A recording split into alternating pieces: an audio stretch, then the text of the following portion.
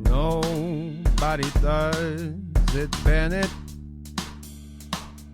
Yes, I've gone and said it. Movies and games, some things that are lame. Nobody does it, Bennett. Meh.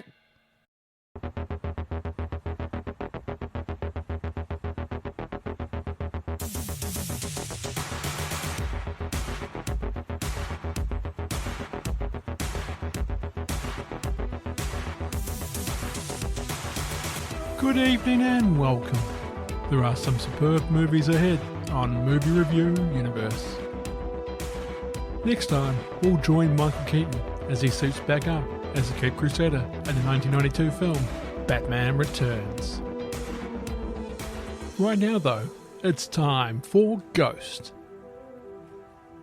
Hello and welcome to Nobody Does It Bennett, Movie Review Universe, otherwise known as the MRU. I am your host, The Greg Bennett Experience, and joining me for this one is Alice. Hello. As we review the 1990 film Ghost. Alice, it has been a while since our last podcast, Jumanji, about midway through last year. Yeah, it's been ages actually. It's been a long time. To get you back on the show, I knew I had to pull out something pretty spectacular. So I thought, why not cover a film that I know that you don't like very much? Very kind of you, Greg. A movie that made you roll your eyes every time you heard the title. And while I was watching it too. And here we are, covering the Patrick Swayze, Demi Moore, romantic crime thriller, murder mystery comedy, Ghost. It's a lot of things. It is a lot of things. So Alice, what are your initial thoughts about the movie Ghost? Well, I mean, we talked a bit about this before. You know, I watched it back when I was a teenager and didn't like it. But it's been such a long time since then. And rewatching it, I still don't like it. But there are some changes, I will say. I mean, definitely I appreciate Whoopi Goldberg's performance much more this time watching it. But it's just, it doesn't know what it wants to be, that movie. It's everything and nothing all at once. And we'll get more into that in our review after we go through the film. We'll do our ratings and then we'll give our final thoughts. But yeah, I'm not surprised. I'm not surprised that you're not a big fan of this film after not liking this film for so many years. So let's see if we can change that going through the film. I remember watching Ghost at a very young age. Must have been about 7 or 8. For a lot of people, this wouldn't be much of a thing, but my parents, well, they were very strict on which content us kids could watch. I remember not being able to see Batman Forever when I was 10, and that was a PG film, and I still couldn't see that when I was 10. That's how strict they were, as Mum claimed it was too violent.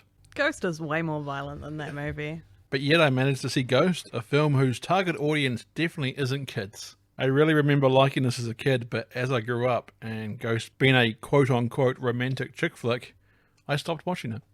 So, come full circle to this podcast, and me watching Ghost for the first time in about 25 years. That's a long time. It is. I can't believe it. I was like, I saw it as a kid and I haven't watched it in a while. How long has it been? Oh God, it's been about 25 years. I was like, wow. Makes you feel old. Yeah. So Ghost won 2 Academy Awards, Alice, for Best Supporting Actress, Whoopi Goldberg, and also Best Original Screenplay. I guess there wasn't many original screenplays that year. I guess it's original. It is. Well, Goodfellas came out the same year. If that's an original script, then blasphemy. That is blasphemy. Because I know it's not, because it's based on a book. Right. Wise Guys by Henry Hill. So that's the saving grace here, Ghost. Okay. You're not better than Goodfellas. Some of the actors were offered the role of Sam before Patrick Swayze. Do you know this? No. He was actually the 10th choice to actually be Sam. No way. We had ones such as Harrison Ford was offered the role. Oh, I can so see that. But also Demi Moore's real-life husband at the time, Bruce Willis, was offered the role. But Bruce Willis did not believe in the script. Right. He went for the Sixth Sense instead. Well, that's it. He said he didn't believe in the ghost story in that way. And then he goes and makes the Sixth Sense where he doesn't believe he's a ghost for the whole film. Spoiler. Oh. You know, it's kind of weird that he does that. Kind of flip-flopped. But funny enough, Demi Moore didn't think much of the script either, even though she's in it. Oh, wow. She thought the movie would flop. but at the time she wasn't known, so she took the risk. Right, yeah.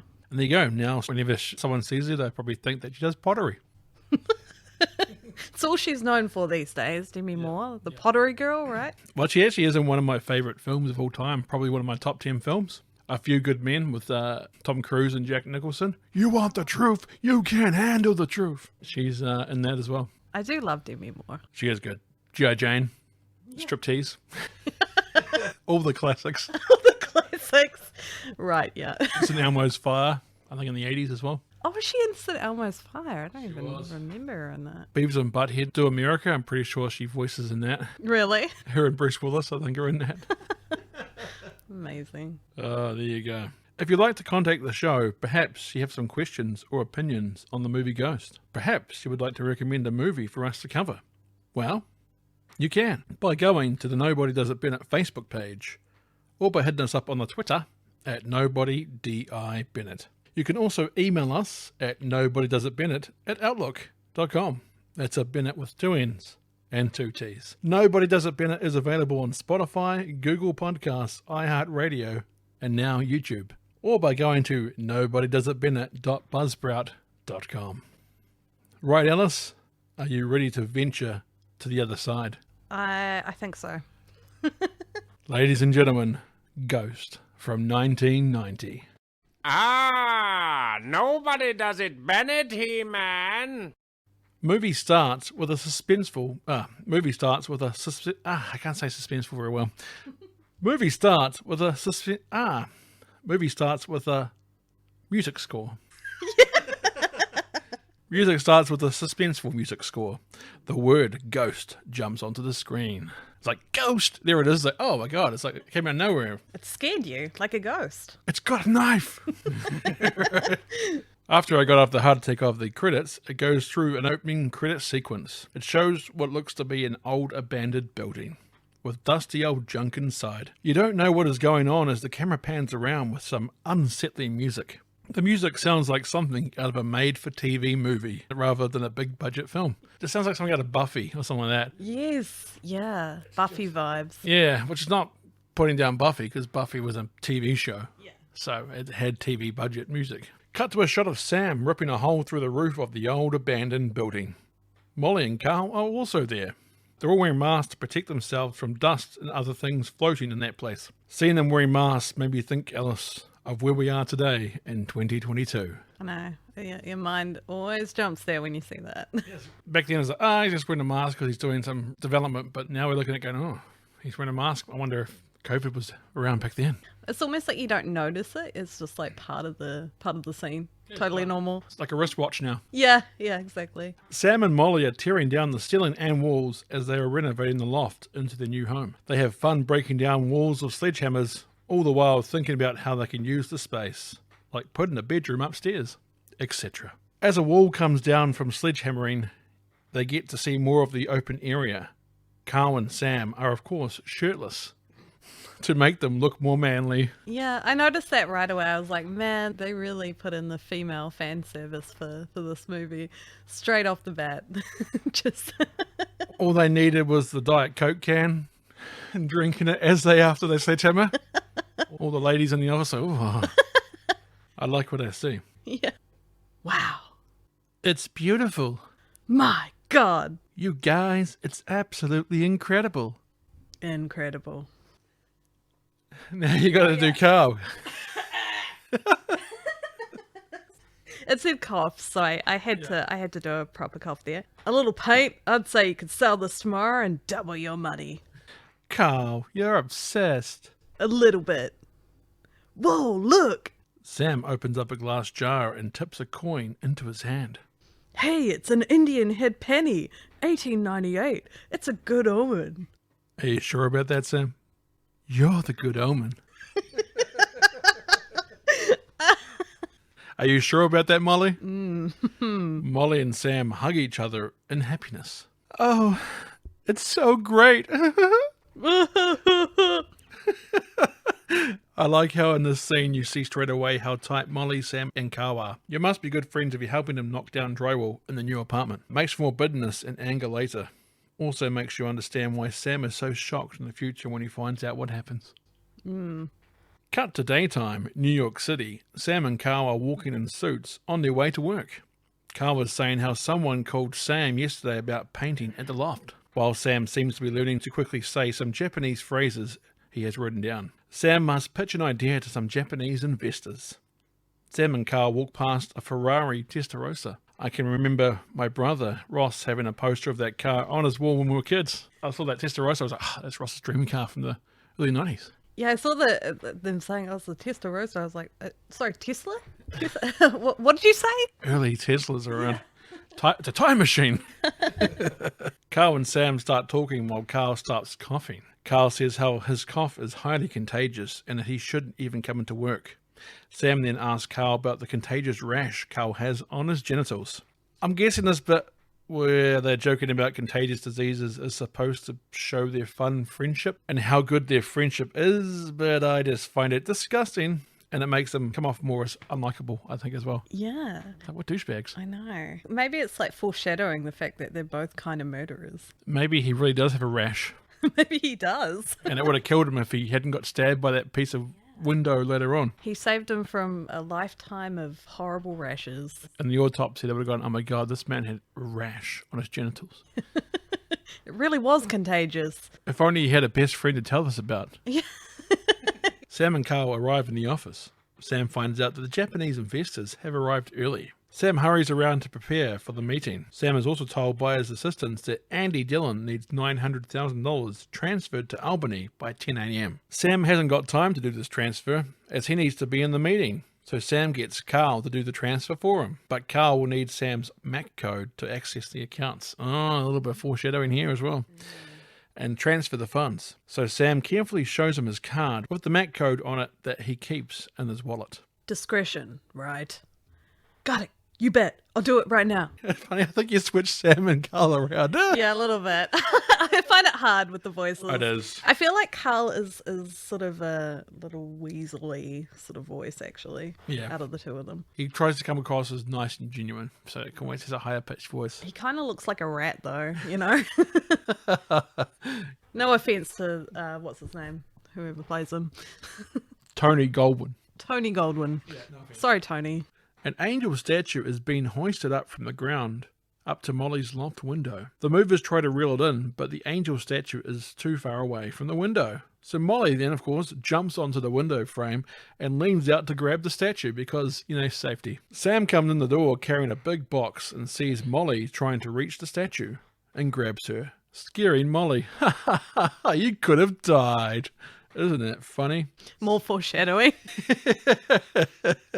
Sam then does a running jump, grabs the window frame and swing kicks the statue, making the statue swing away and then towards the window. Sam and Molly grab onto the statue. Carl comes in and helps them. Almost feels like a 3-person relationship at this point. It's like 3 company. No. He's always there. He is. Yeah. So hey guys, can I join in? We're in bed. Go home. But I took my shirt off. I spilled coffee all over me. Once the statue is in the loft, Carl turns around and looks at a now fully transformed loft. God, this place looks great. You like it, huh? Like is hardly the word. I had no idea it'd be this beautiful. It's incredible. Molly, what about her? Well, why don't we just leave her over there until we get the other stuff in? We can figure out. Carl points to something covered by a sheet. What are these? Oh, let me show you. Hey, you want to help me lift this up? What, here? Yeah. Oh. Voila. Wow. It's a giant clay statue. A rock-like formation with grooves like sand running down it. I just finished it. What do you think? It's fantastic. I love it. Sam, what's this chair doing here? What do you mean? I love this chair. I know you love this chair, but we discussed this and... Yeah, I've had it forever. I mean, when I watch TV, I sit in it. I just sit in it. Whatever. Whatever, man. Baby, this chair is ugly. So? And it doesn't go with anything. It goes with me, 'cause I'm ugly. He doesn't say that. Yeah. We'll paint it. Well, what? What did you say? Dare you? Not my chair, don't paint it. My opinion, I like the chair. It looked quite comfortable. I know, the chair looks great. Yeah, it's like, why waste it? Damn, Molly. She's the artist. The scene helps set up Molly and her being artistic in a light-hearted and fun way.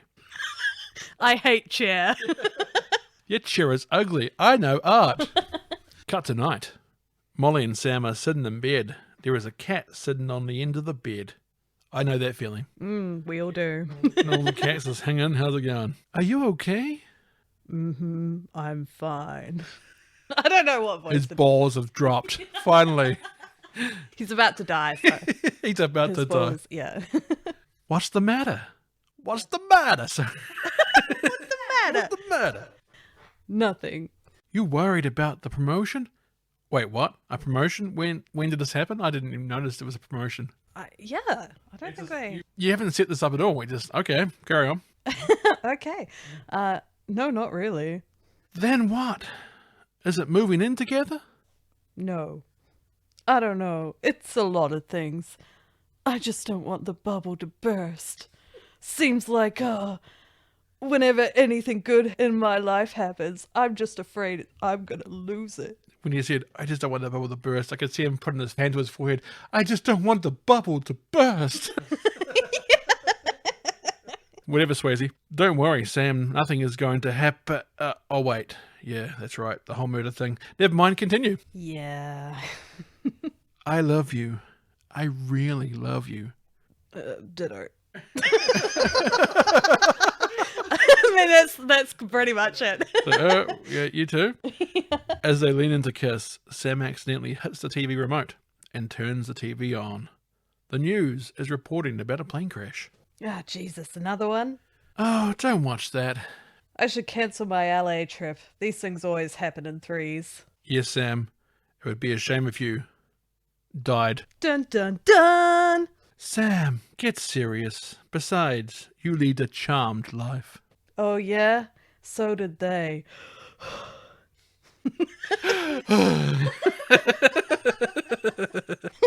That's amazing. Just like that.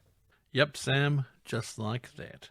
Cut to later in the night. Molly is downstairs working on some clay art. On her pottery spinning wheel, the jukebox changes to the Righteous Brothers. My love, my darling, get your touch. Ha ha ha ha. I hope it wasn't a masterpiece. Sorry, there's still some more.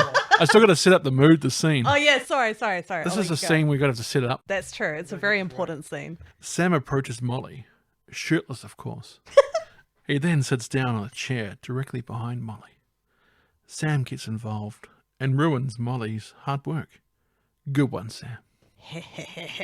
I hope it wasn't a masterpiece. Well, it's not now. Oh, shit, well, it's going to be a masterpiece then. Yeah. Jeez, Sam. Can I help? Need a hand? It's like American Pie. Need a hand? It's like Skyrim NPC. Need something? Yeah. Put your hands up there and get them wet. Ugh. Now, just let the clay slide between your fingers. Oh, so disgusting. I'll lower the voice tone for this one. Sam and Molly then start to seductively mould the clay together. How do you seductively mold clay? Have you watched that scene? Yes. They're seductively moulding the clay. It's disgusting. It doesn't look seductive to me at all. And I gotta say, Gareth pointed out, like right after they're doing that, suddenly they're completely clean. They were. And dry. And dry. Yeah, I noticed that as well once they get to the next part, but we'll get to that shortly. But that was weird how they just kind of transitioned, had no clay on their hands. Yeah. Creating one of the most iconic moments in movie history. This also helped create a rule in the TV show community. In the art classroom, there is a sign that says, no ghosting. But Jeff Winger defiantly disobeys this rule. Lonely rivers flow to the sea, to the sea, to the open arms of the sea. Yeah. Lonely rivers sigh, wait for me, I'll be coming home, wait for me. Yeah. Then they do some PG lovemaking. lifting up Molly and spinning her around while kissing, lower back massaging and grabbing one of the butt cheeks while the leg is lifted, chest touching, and of course the go-to PG love-making move, the kissing of the neck. All this while keeping their clothes on. It's like, and that's where you say there's no clay on their hand. No. No clay on their shirts either. I want to do it, but let's do laundry and wash our hands first. Yeah, they suddenly were like, you know what? This is actually disgusting. Let's wash up. Let's not have clay right through our hands, because when that dries up in between the cracks of the hands, that would hurt. Yeah. Remember those art days? Those days at school? Cut to the daytime. Sam is looking into the accounts in his computer in his office. Something is wrong, as there seems to be too much money in the accounts for some reason. Carl comes in to talk to Sam, saying he can't get in as the MAC code doesn't seem to be working. Sam informs him that he changed the MAC code. That he changed the MAC code. Carl asks him, why? Sam says, oh, for no reason. I just want to nose around. Carl says how doing all this investigating is going to take him hours to let him investigate. Not suspicious at all, Carl. Not at all. Let me have a look at this, because I could probably find out what's wrong, because I know what's wrong. I'll take on the workload for free. For no reason. Yeah. Sam says how it was already taking him hours, and now it's become personal for him. Carl asks Sam what he and Molly are doing that night. Sam says that they're going to the theatre, as Molly wants to see Macbeth. Sam invites Carl, but he says, nah, I'm good. Cut to nighttime. Sam and Molly are walking on the street, having just left the theatre. Sam says how much he enjoyed the show, and Molly says she could tell the sound was his resonating snore. Ha ha ha ha. Oh, those two are going to make it after all. Sam and Molly get to a street where they're pretty much alone.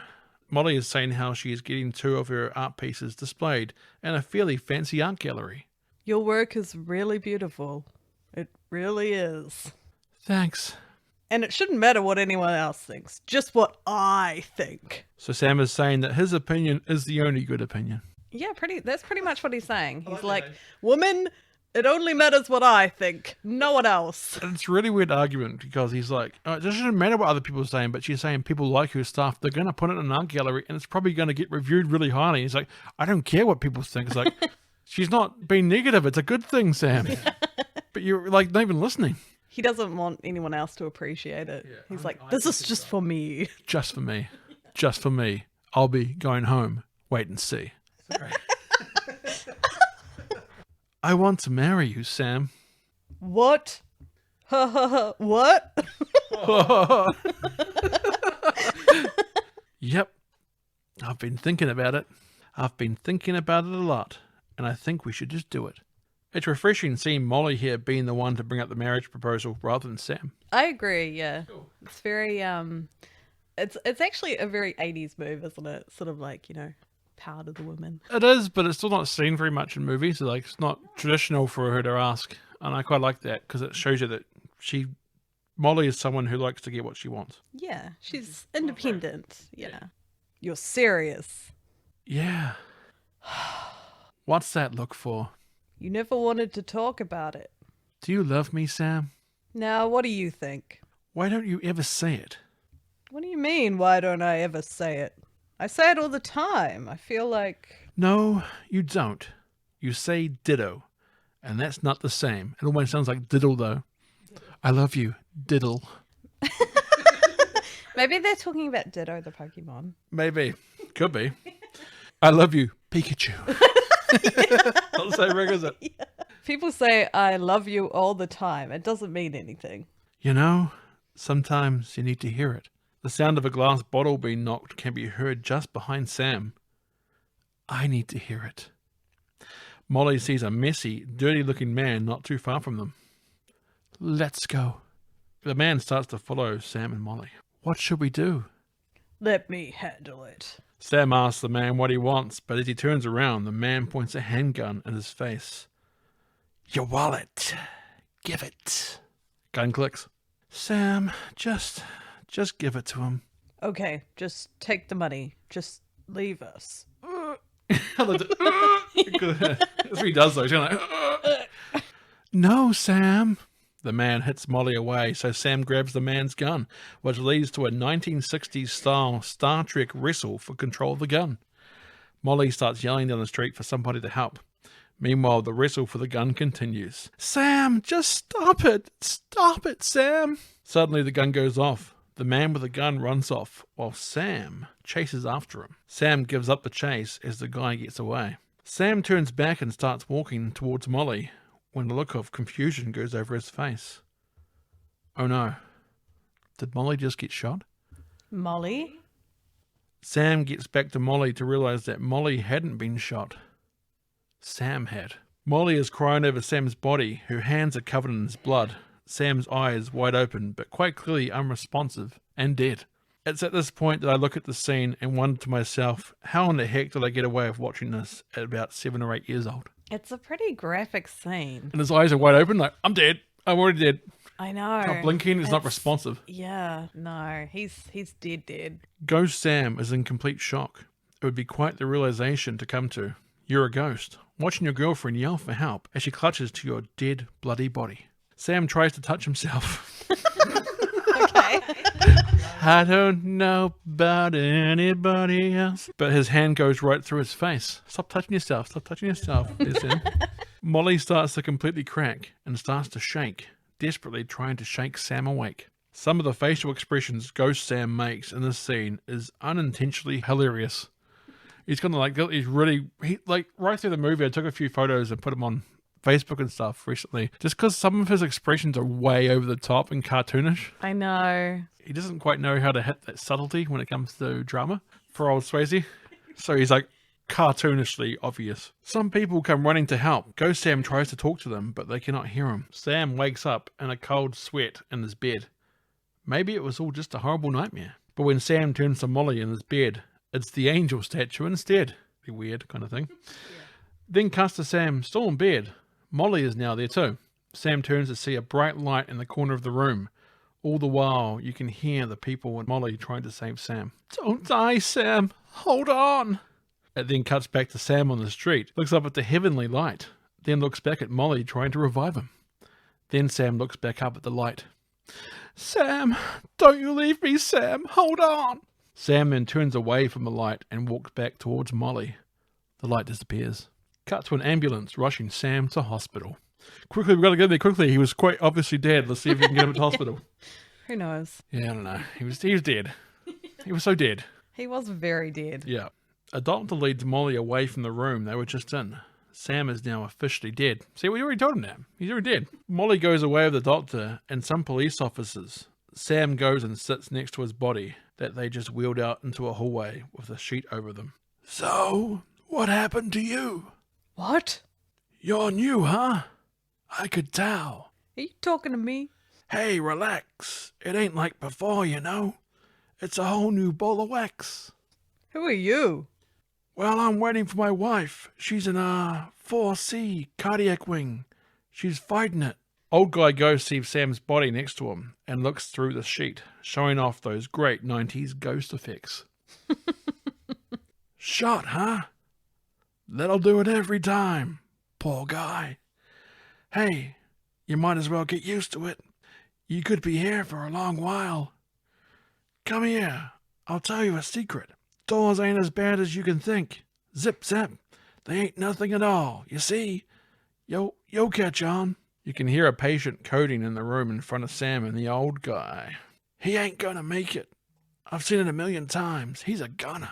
As the doctors and nurses continue to work on the man in the room, a bright white light appears above him. You see? Here they come. Lucky fella. Could have been the other ones. You never know. The spirit in the man in the room floats up to the white light. The other ones that the old guy ghost refers to, well, we'll see them a little later in the movie. The doctors and nurses stop working on the now deceased man and cover him with a sheet. Sam turns back to the old guy, but he is gone. Sam stands in the way of the man who is wheeling his body away. The man in the cart goes straight through Sam. God help me. Oh God help me. He tried to. He gave you a heavenly light, but you're like, nah, I'm just going to go this way. Yeah, you refused. Exactly. Cut to the daytime where people are attending Sam's funeral at the cemetery. You find out here that his full name was Sam Wheat. Molly is upset, but don't worry. Carl was there to comfort her. Good old reliable Carl. Sam sees a lady nearby. She appears to be waving at him. She smiles and walks through a tombstone. Cut to Sam back at the loft. Okay, so the last bit with the ghost lady is now over with, and we're not going to see her ever again? Okay, cool. Moving on. I was curious about her. I'm like, go say hi. He's like, follow me. And then he doesn't do anything and she never comes back. Yeah. It's like, is it just to show you that there's other ghosts around? I guess so, but... It was pointless. Yeah. I feel like if I was a ghost and I saw someone waving at me, I'd be like, oh, hi. Yeah, maybe they can help me. See me. Yeah. They could probably show me how to touch things. But no, we'll just put it in there and just completely ignore it the rest of the movie. Molly is surrounded by friends and family. It then cuts to later where Molly is using her pottery machine to make what looks to be maybe a vase or a pot. She can't focus though, so the work turns to mush. Sam is sitting in the back of the room with her, but of course she does not know he's there because Sam is a ghost. Molly starts to say that she picked up Sam's shirts that day. She doesn't know why. I don't know if she senses him in the room or if she just is hoping Sam can hear it. It's like I can still feel you. I'm here, mole. Mole. I'm here, you mole. Mole. The cat hisses at Sam. The cat can sense Sam. Sam then looks at the cat directly in the eyes, which causes the cat to freak out and sprints away. A setup for later. Molly goes after the cat. Molly calls her cat Kitty. Seriously, you called her cat Kitty? It's a lazy name. Yeah, it is. It's a lazy movie name.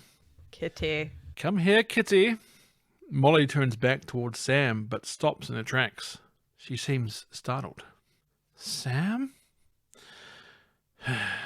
That's really stupid. Molly then walks right through Sam. Sorry. It's like you're allergic to this film. I think I am. Ghost is causing my allergies to sense up. Maybe I'm being haunted. I think. You may be Patrick Swayze in your body right now. I hope not. Oh, never the sun, through the sea. Cut to the daytime. Like, a lot of my things is cut to the daytime, cut to the nighttime. Now cut back to the daytime, cut to the nighttime. Sam, who is now, of course, a ghost, is sitting in the windowsill while Molly and Carl go through some items. They find Sam's address book, some old concert tickets, and about a quarter pack of some Rolex. Molly doesn't want to throw away any of Sam's stuff or things that reminded her of him. So she'll keep that chair, I'm sure. Yeah. Carl was leaving with a bunch of boxes. Molly runs to grab a box off the top, an old Reebok shoebox. Molly doesn't want to throw that one away. Carl says how he didn't realise he had that one. Might have Sam's MAC code in that box, perhaps. Carl convinces Molly to leave the house for a little while, just for a walk to get out of the house. At first, she is hesitant, but Carl convinces her with a sweetheart of a line. You're not the one who died. What a dick thing to say. Hey, that's like, good old Carl. Yeah. Molly slaps Carl, then apologizes, and they go on their way. Let's go. That's pretty much what happens, though. Like, She hits him because then she realizes he's trying to help her. yeah. Well, he looks like he's trying to help her, but he wants her out of the damn house. So his friend, Willie, good old Willie, can come around. Sam tries to follow them through the door, but he freaks out when he puts his arm through the door and his body starts to go the same color as the door. It's kind of weird when it does that. Sam tries again, and just as he's getting through it, someone unlocks the door with a key. Except, though, it's not Molly. It is, in fact, the man who murdered Sam. Bum, bum, bum. The man starts to look around. You know he's bad news because of the made-for-TV sounding music starts playing the bad guy TV music. Loud drum bangs and short bursts of violins. Badguymusic.mp3. Yeah, it's royalty-free, I'm sure. Yeah. Well, you also know he's a bad guy because he murdered Sam too. That's probably another reason. Oh, yeah. Maybe. Maybe. As the man looks through the loft, Sam tries to grab him and hit him, but he can't. The man goes upstairs and starts looking through the drawers for something. As he is looking, the front door can be heard opening. Molly has returned home. Molly goes upstairs. All the while, Sam is trying to warn her. Molly kisses her cat at the top of the stairs and goes into her bedroom. The man is hiding around the corner of the top floor's hallway. The man creeps closer, right next to the cat, and watches Molly getting undressed via the bedroom mirror. Creepy. Sam looks right into the eyes of the cat again, causing the cat to jump away, scratching the man in the process. It's just like it's real damage. That cat wouldn't have done that much damage to his face. No way. It's like he got a lion scratch. I know, and it's like there for the rest of the film. Yeah, it's insane. Come on now. Yeah. Molly hears the commotion and yells out, which causes the man to run downstairs and out of the house. Sam decides to leap through the door. He's just like a running jump, goes ha! Through the door, and continues to follow the man through the city. Sam follows the man down into a subway station and onto a subway. As Sam is watching the guy, another ghost on the subway approaches Sam and starts to choke him. He's a ghost subway guy. He doesn't need to breathe no more, so choking, yeah, not effective. Why are you choking a ghost? He doesn't need to breathe. I know, and he's like pushing him against the train, like, you're gonna die. Yeah, it's like, he's a ghost, but sure. Subway ghost then pushes Sam through the subway cart, causing Sam to be leaning halfway out of the subway cart. An oncoming subway cart is coming towards Sam, which causes him to start screaming. Again, he's a ghost, so why does this have any effect? Maybe it's like human reactions. Yeah, I guess so. Just scare tactics. Ghost bodies aren't just the fact that he's not actually living tissue anymore. His brain is still telling him, his artificial ghost brain, that he's actually in danger when he's not. Like trains. Subway ghost throws Sam out of the subway cart and onto the section between carts. The subway ghost then does something very interesting. He smashes the glass window on the door to the subway cart. So not only can subway ghost touch and throw ghosts around, but he can also interact with the world. Stay out! This is mine! I like that. My machine. The subway then arrives at the station. The man gets off, and so does Sam. So Sam found a way to stay on the subway? Okay, cool. Yeah. Let's carry on. But like this carries on like nothing happened. It's like, didn't you just... He didn't even look back at the subway go like, oh, that subway ghost got me. But no, nothing. He just, we'll ignore that. It's just your friendly subway ghost, you know? It's just a nuisance that I'll just ignore. Sam follows the man to a real rundown part of New York City. The man enters a beaten down old apartment building. Sam also sees the name of the tenant on the key lock. His name was Willie Lopez. Sam follows Willie into a shabby little little apartment. Good old word. Willie rings someone up on the phone. You can tell it's an old turnstile phone by the sound it made. He wasn't dialing a number. He was turning a wheel. It's like, classically old. Yeah. We had one of those in the hallway at home. Yeah. Crazy. Willie tells the person on the phone that he couldn't get it as she came home. Willie mentions how he will go back in a couple of days. Get what? Who are you? What do you want from us? Willie drinks a bottle of alcohol while he stares at a picture of Molly in Sam's wallet. So Willie managed to steal Sam's wallet that night. Hence why he has the key, I guess, as well. No! You stay away from her! Cut to Sam walking out of Willie's apartment and down the street. Sam comes across the building. Sister Oda Mae Brown, spiritual advisor. For $20, she can contact the dearly departed. Sam goes into the building. A lady, Rosa Santiago, goes into the room to see Oda Mae. The assistants open a closet door to show that no one's in there. They turn on the light, and there is a weird warping sound in the room. One of the assistants calls upon Sister Oda Mae to appear before them. Suddenly, the door to the empty closet opens up, and Oda Mae walks out. Wow. Magic. Oda Mae. Sorry, I spelled Oda Mae wrong. The first part of it says O-D-E. Oh, Odie. Yeah, I'm Oda Mae Brown. I understand you wish to contact your husband. I believe he'll be with us today. Such confidence. Mrs. Santiago hands over some money to the assistants. But you know, Mrs. Santiago, there's no telling about the other world, so you got to be a believer, Mrs. Santiago. Are you a believer? Mrs. Santiago says that she is. Sam is scoffing at all of this, thinking it's all fake, just some cheap parlor tricks. Let us begin. Oda Mae goes into a trance, trying to contact a spirit. She starts to twitch and grunt. I can't, it's too difficult. I can't seem to make contact. I don't feel his... The assistants start to hand the money back over to Mrs. Santiago. No, wait. I'm feeling something. Did he know someone by the name of Anna? Mrs. Santiago shakes her head. Consuela? Mrs. Santiago shakes her head. Letitia? Julieta? Josephina? Linda? Maria? Mrs. Santiago gasps, as her late husband's mama was called Maria. Yes! Praise God! I knew! He was with his mama. Oh my God. Oda Mae has a look of surprise on her face and starts to search the room. It's too difficult. It's two of them. I'm not sure I could do it. It's so hard trying. Mrs. Santiago asks how much it would take to continue, as she is willing to pay more. Oh, $20. Oh, way to go. Milk her for every penny.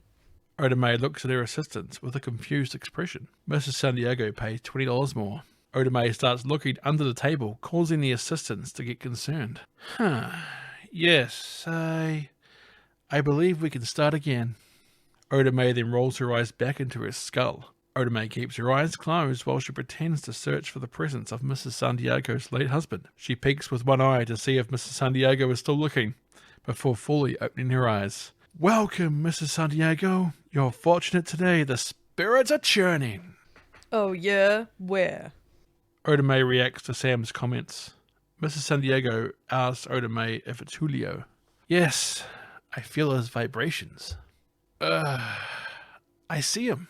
Mrs. Santiago asks how he looks. Oh, he's a handsome man. Mrs. Santiago was confused by handsome. Mr. Santiago, in our father's kingdom, we're all handsome. Julio's coming towards us. I see him. He's coming. He's there.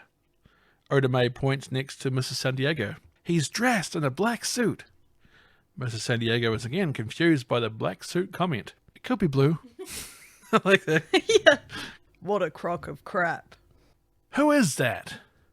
Mrs. Santiago is yelling for Julio while Oda Mae tries to figure out where Sam is. Who are you? Who? Oda Mae responds again to Sam's voice by walking the other way. You can hear me? Oda Mae starts asking her assistants if they can hear Sam. I don't believe this. Hey, you! Hey, you! Hey, you! My name is Sam Wheat. Listen, can you hear me? Sam Wheat. Leave me alone! Just stop it! Say my name! Say it! Say my name! The assistants ask Oda Mae to talk to him, to say something. Oda Mae responds, Sam Wheat! Oda Mae then storms out of the room. The assistants are confused by Sam Wheat. Oda Mae is hiding in the closet. I swear no more cheating, I promise. I'll do anything. I'll do penance. Give me penance, but make that guy go away. Sam floats through the wall. No way. Oda Mae runs out of the closet screaming and runs right through the door. Mrs. Santiago is left screaming and runs, while the assistants stand near screaming. Cut to Oda Mae sitting in her apartment with her assistants/sisters. She is pretty traumatized over what just happened. One of the sisters is icing her head since she just went through a door and all. Oda Mae talks to her sisters about her mother and grandmother having the gift. They always told Oda Mae that she had the gift, but she never did. But now she has the gift, she doesn't think she wants it. Oda Mae tells Sam to go find someone else. Oda Mae can't see Sam, she can only hear him, but she figures out that he's white.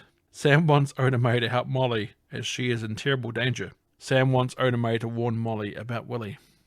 Sam just wants Oda Mae to ring Molly and warn her. Look, you've all I got. Now, I'm not leaving until you help me. I don't care how long it takes. I can talk forever. You can hear Oda Mae's sister talking on the phone, concerned she's going crazy. You can hear one of them say, she's talking to some white people in the room. Cut to Molly cooking dinner in her loft. The phone rings. Hello? Hi. Is this Molly Jansen? Yes. Well, my name is Oda Mae Brown. I'm a spiritual reader and advisor, and a friend of yours gave me a message for you. Now, I know this is going to sound a little crazy, but it's not, and you gotta believe me. Just don't be afraid. Who is this? I got a message from Sam. What? Sam Wheat? He asked me to call. Molly hangs up the phone. Oda Mae tells Sam, I told you. Sam tells Oda Mae that she has to go see Molly. Oda Mae says that she isn't going over to Molly's. She doesn't care what Sam does. Cut to later in the night. Oda Mae is trying to sleep while Sam is loudly singing. Second verse, same as the first. I'm Henry VIII, I am. Henry VIII, I am. I got married to the widow next door. The song goes on for a little while until Oda Mae promises that she'll go and see Molly. Cut to daytime. Oda Mae and Sam head over to Molly's loft. You can only see Oda Mae and not Sam, so you can understand why people might think that she's a little bit mentally unstable. Yes. Oda Mae presses Molly's buzzer, but no one answers. Oda Mae is ready to go, but Sam starts singing 99 bottles of beer on the wall, so she turns back to the apartment doorbell. Molly answers. Oda Mae goes to talk, but so does Sam. He's like, Sam, shut up. Yeah. You're a ghost, all right? Oda Mae has to remind Sam that Molly can't hear him. Because Alice, Sam is a ghost. What? Is he? Yeah. I didn't actually know that. It's amazing. Thanks for telling me. Yeah. Because at the moment, do you know what job Sam had? Was he like a banker or an accountant? He's a banker in this, but I assumed he was like a stockbroker or something. He didn't really tell you what he did. I only did transfers for accounts, but I thought it was like a stockbroking shares thing. Yeah, it kind of gives that vibe. I guess, yeah. Yeah, he doesn't work in the bank. He works above it. Their little desks are so weird as well. At this point, like, I didn't know what he actually did. It's later on when they start talking about banks, I'm like, he works in a bank. Something about money and transfers. Accounts. It all seems like just generic corporate job. Yeah, it does. Oda Mae talks to Molly through the intercom about being the person who called her the night before. Molly hangs up. Oda Mae starts yelling at Molly's open window from the street. Hey, Molly! Molly Jansen! I know you're up there. I know you can hear me. I'm down here. Way to sound non-threatening, Oda Mae. Sam wants to talk to you. This is for real. Hey, you remember the starfish in Montego Bay? How would I know that if I wasn't here? Hey, Molly, I know about the green underwear that you wrote your name on. Oda Mae turns to Sam. I'd never get over that, I tell you that. Sam chuckles. I know about the picture in Reno. Hey, Molly. Ask her about the sweater she knitted in the closet. That's too big. He just asked me to remind you about the sweater that's in the closet that you knitted that's too big for sizes. Oda Mae starts arguing with the contractor in the floor below. Like that. Hey, can you hear me, Molly? I can hear you. You shut up. Yeah. Have you ever heard of a phone? Oda Mae gives Molly to the count of 3 before she's going to leave. So she quickly goes 1, 2, 3 and starts walking. Molly comes to the door wearing a knitted sweater. Possibly the one Oda Mae was referring to. I'm not sure if it was or not. Oh, yeah, maybe it was. There's a green sweater and it looks kind of big on her. Yeah, that's true. Maybe. Oda Mae introduces herself to Molly. Cut to Oda Mae and Molly in a diner. I don't know you. I don't know this guy, Sam. But let me tell you what he did to me. He kept me up all night singing, I'm Henry the Eighth I am. That's how he got me to go out with him. Look, I'm sorry. I just don't believe you in this. I just don't believe in this afterlife death stuff. I just got to say, how do you get someone to go out with you by singing I'm Henry the Eighth I am? You got to have great Swayze about you. Yeah. Right. Great Swayze and bad singing. Yeah, bad singing. Apparently it does it. Well, tell her she's wrong. He says you're wrong. You're talking to him right now? Yeah, he just asked me to tell you that you were wrong. So that's what it's gonna say. You're wrong, though. After you're wrong. So where is he? I can't see him. I can only hear him. I'm right here. That doesn't help, Sam. You're kind of giving her Blue's Clues directions there, Sam. Over here. So, I'm holding her hand. he says he's holding your hand. What are you doing? What do you think you're doing to me? Hey, look, if you think I'll just come all the way down here for my health, you're out of your mind. Sam's dead, okay? He's dead. Molly grabs her knitted sweater off her chair and storms off. Tell her I love her. He says he loves you. Molly stops walking and sighs. Sam would never say that. Ditto. Tell her ditto. What the hell is ditto? Ditto. Pokemon. Molly stops and turns around. The terrible TV-type music kicks back in. Cut back to Molly's loft. Oda Mae tells Molly how she doesn't know how she's doing any of this. Apparently nothing like this has ever happened to Oda Mae before. But now she can't turn it off. Oda Mae finds a picture of Sam. She now has a face to go with the voice. Huh. Cute. White, but cute. Molly wants to know why Sam came back. Why is Sam still here? Oda Mae explains that Sam is stuck. He's in between worlds. Sometimes the essence gets yanked out so quick that the essence still feels like it has work to do. Sam and Oda Mae have an argument in front of Molly. Oda Mae threatens to leave. Sam apologizes, so Oda Mae sits back down. Sam says how she needs to tell the following word for word to Molly. Molly, you're in danger. You can't just blurt it out like that and quit moving around, would you? Because you're starting to make me dizzy. I tell you, in my own way. Molly, you're in danger, girl. What are you talking about?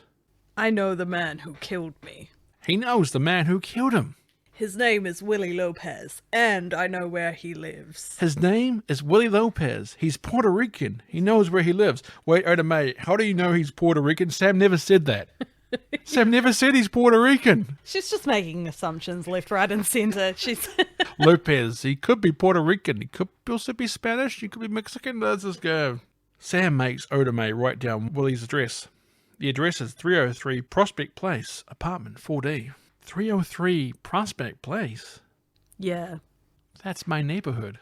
Oda Mae tells Molly that Willie has Sam's wallet and his key, and he was in here yesterday when Molly came back from her walk with Carl. He was in the loft. He wants you to go to the police. He said it was a setup. He was murdered. Oda Mae gets up saying that she doesn't want any more to do with this. Have a nice life. Have a nice death. Goodbye. Yeah, Whoopi Goldberg is so good in this. She is the best part of this. Cut to later at night. She's talking to Carl in the loft. Carl doesn't believe in ghost stories and doesn't believe that Sam is in the room. But we know he is, and we also know, Alice, that Sam is a ghost. Carl claims that Oda Mae is a fraud. Molly says how she knew things and claimed that Sam was set up and murdered. Carl says how insane that sounds. Molly says Oda Mae wants her to go to the police. Carl doesn't think she should. Wonder why Carl doesn't want her to go to police. Suspicious. Yes, don't. It's fine. Carl tells Molly that he'll go and check out this so-called address and will call her in the morning. Cut to Carl pulling up in the address in his red Mustang GT. Sam is tagged along with him. Carl looks at the name on the door buzzer, then walks into the building. Did he get in the car with him? I gotta know. Yeah, he's in the car with him. How? He can ride subways and he can ride cars. So anything, I think anything his brain can tell him he can sit in, he can ride. Oh, that's kind of weird. Because he can't touch things because he knows he's dead. But his brain must let him sit down and things. Because otherwise he'd fall through the ground. Right, yeah. That's my excuse. Yeah. Be careful. Carl knocks on the door and Willie answers. Carl? Wait. What? Willie knows who Carl is? Dun dun dun. What the hell are you doing here? Who have you been talking to, Willie? Willie sits back down to enjoy a heated up dish of meat and a can of Pepsi. Talking to? What the hell do you mean? Some woman knows about you, everything. Now where's she getting it from, huh? I haven't said a word to anybody. She knows your name. God damn it, she knows where you live. As this conversation is happening, you can see a complete stunned and shocked look on Sam's face. His best friend, who he did everything with and who he loved like a brother, betrayed him. I do like the subtle hint at this, as the play that Sam and Molly were walking home from was Macbeth, a Shakespearean tale of betrayal. Yeah. Also, never walk home in the dark after a play at night. In New York City in late 80s, early 90s. Yeah. It's just dangerous. Ninja Turtles aren't real. They're not going to save you. I've seen enough Batman adaptations to know what happens. Yeah, it's fine. Just wait for your Batman to save you. Or if you had a kid, he would just grow up to be a vigilante. Yeah. A lot of women know where I live. Mr. Ladies Man with the cat scratched face. This is not a joke. She knows about the murder. Now I want you to find this woman, whoever she is, and I want you to just get rid of her, okay? I've got $4 million stuck in a goddamn computer. If I don't get these codes, if that money is not transfused. Plug it into my veins. Into my veins. If that money is not transferred soon, I'm dead. We'll both be dead. Dead. Why don't you just tell them you only loaned them money on the first of the month? What the hell is wrong with you, huh? Is everything a joke? You killed a man. You were supposed to steal his wallet. Was that a joke? Man, I did you a favor, man. That was a freebie. Look, these are drug dealers, okay? Just blow this for me, Willie. I'd lose my job. I could go to jail. $80,000 of that money is mine. So Carl's friendship with Sam was only worth $80,000. That's lame, innit? For your best friend's life. Look, just let me have the key to Sam's apartment. I'll get the address book myself, okay? Woody gives Carl the key. Carl goes back. Do you think Carl would have a key himself? They would have just given him one? Yeah, I mean, it seems like he's just always there, so yeah. Just have a spare key, Carl, just in case we're out of town. Carl goes back to his car. Sam tries to punch Carl multiple times, but Sam is unable to because, Alice, Sam is a ghost. What? What are you saying? That's crazy. Yeah. Mm-hmm. That's a plot twist. Yeah. Just 6 cents, yeah. Changes everything. Why? You are my friend. I had a life. I was going to say I had a good life, but he didn't say that. I had a life, God damn you.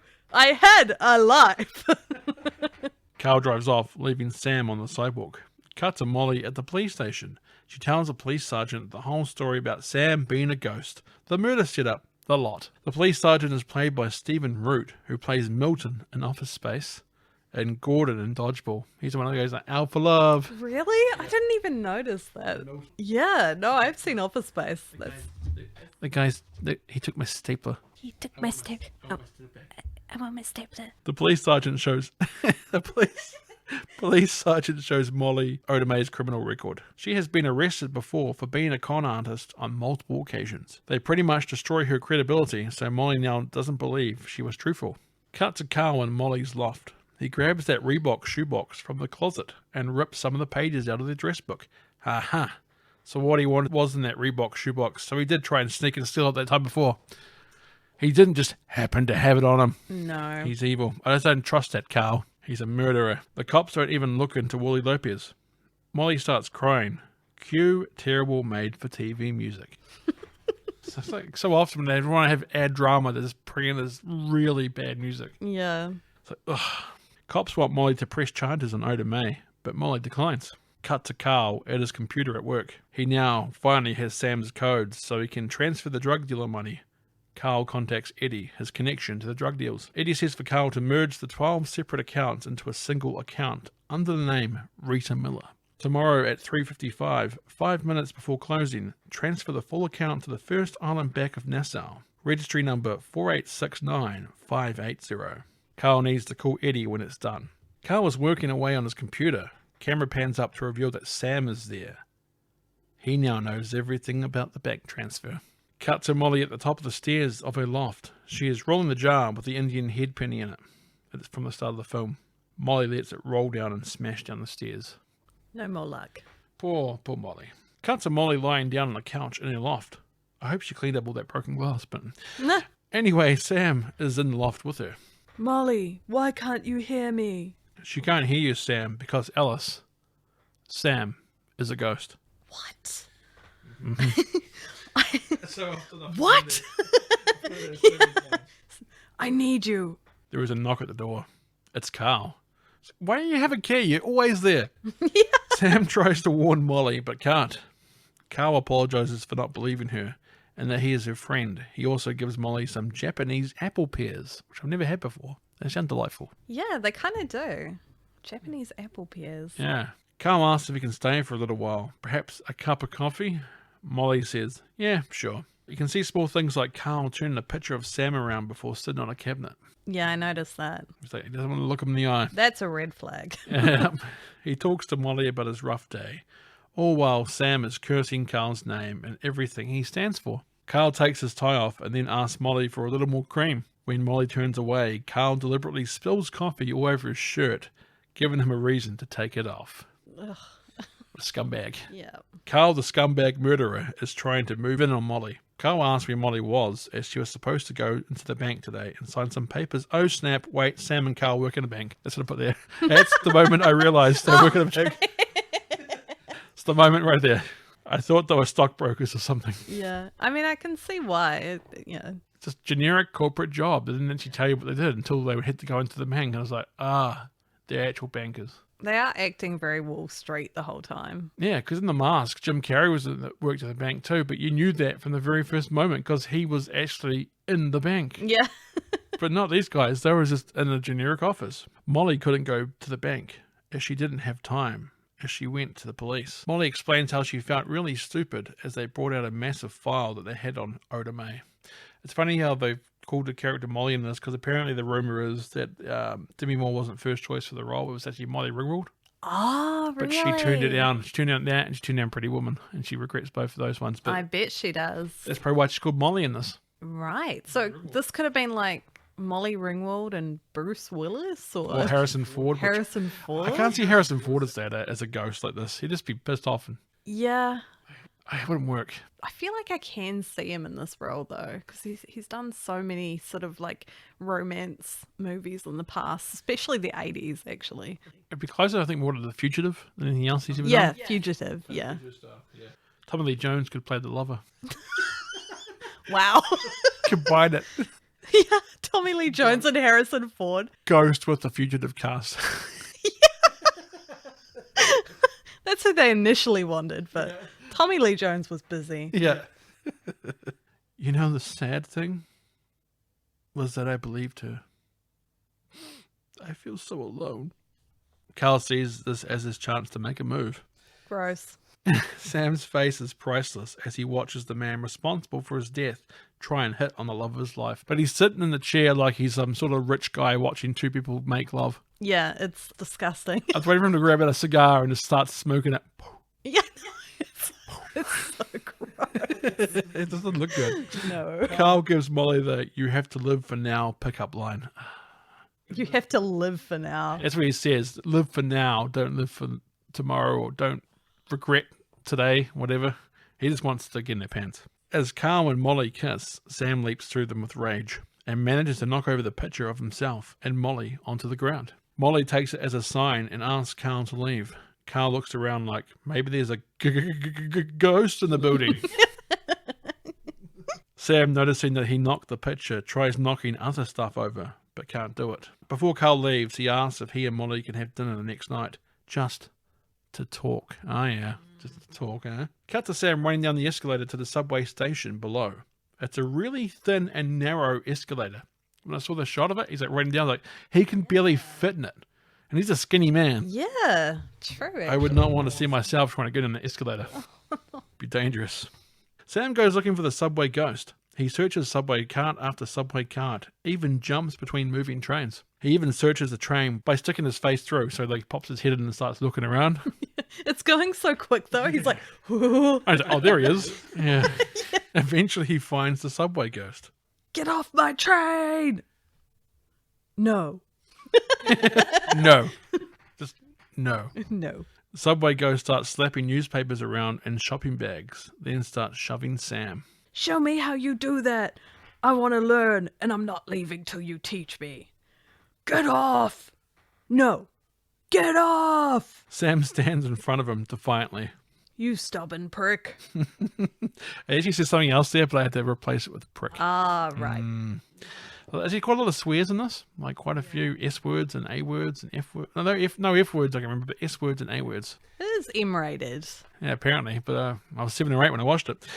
Cut to Sam and Subway Ghost on an empty subway platform. Subway Ghost starts trying to teach Sam how to touch objects.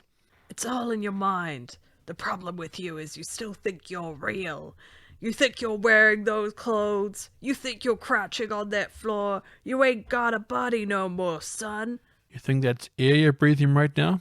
Sorry, that's Morpheus in the Matrix. Yeah, I was about to say. Such like Morpheus there, isn't it? It just transitions into the Matrix at this point. Just pulled out a Duracell battery. Subway Ghost points to his head. It's all up there now.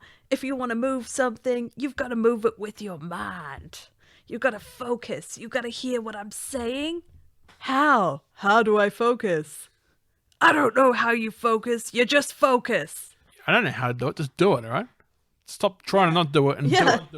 Yeah, just do it. Nike. Yeah, do it. Nike. Subway Ghost flicks the bottle cap away. The same one Sam couldn't even touch. How do you do that? You gotta take all your emotions, all your anger, all your love, all your hate. The Subway Ghost sounds very much like a Sith Lord here. Only a Sith deals in absolutes. And push it way down into the pit of your stomach and let it explode like a reactor. Pow! Be more like the Emperor. Love it. Subway Ghost kicks an empty Mountain Dew can towards Sam. First a Pepsi can, then a Pepsi bottle cap, now a Mountain Dew can. Product placement is on point here. I feel like Mountain Dew. Yeah, Mountain Dew. So good. Well, actually, funny enough, I have Mountain Dew just down here. I thought you were going to go, funnily enough, This episode is sponsored by Mountain Dew. Just Dew it. yeah. So we're up to about product placement. Sam psychs himself up to kick the can, then goes to kick it, but lands flat on his ass. Subway Ghost laughs. Sam doesn't like being laughed at. He tells Subway Ghost to stop, but he doesn't. So Sam uses that anger to channel his focus. It works, as he kicks the Mountain Dew can right through Subway Ghost's head. Way to go, kid. I did it. So weird how he's like, way to go, kid. This guy's like real gruff and, get off my train. And then he's like, way to go, kid. I know, it's such a wholesome moment. You're like, what is happening? He's like, way to go, kid. You're like, what? It's like Mr. Miyagi in the Karate Kid when Daniel looks at Mr. Miyagi and he gives him the nod of approval. Yeah. It's like, mm-hmm. This is ridiculous. Yeah, he just completely changed his whole persona. Only a Sith Lord changes his whole persona.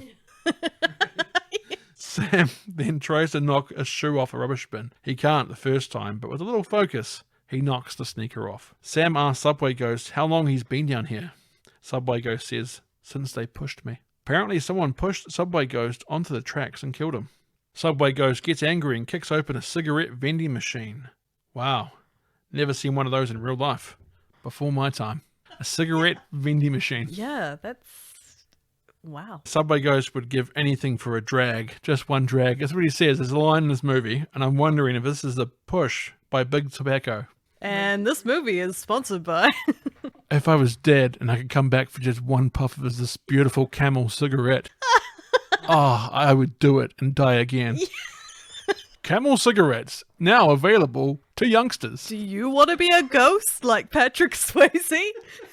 Buy cigarettes. Yeah, you like to die quickly? Well, introducing cigarettes.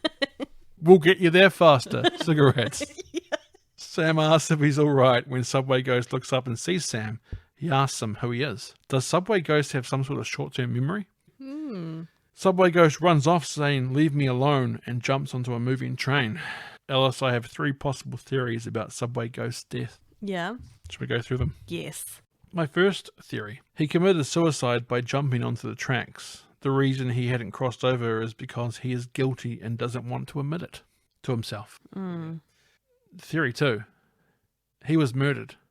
People were chasing him and pushed him onto the tracks, hence the who sent you and leave me alone lines. And number 3, which I think is probably the one I think I'd go with. Theory 3. He had a mental illness, possibly a paranoid schizophrenic who thought someone was after him, which made him accidentally fall onto the tracks. Might explain his memory loss as a ghost. So my 3 theories about what happened to Subway Ghost. I get the vibe that he was already hanging around that subway well before he died as well. Yeah, and I think it's also a good way of Sam to see what happens when you're here too long and you don't cross over. Right, yeah. That this could be him. He could be a bitter old ghost that hangs out at the subway. Yeah. Eat fresh. Sponsored by Subway. Eat fresh.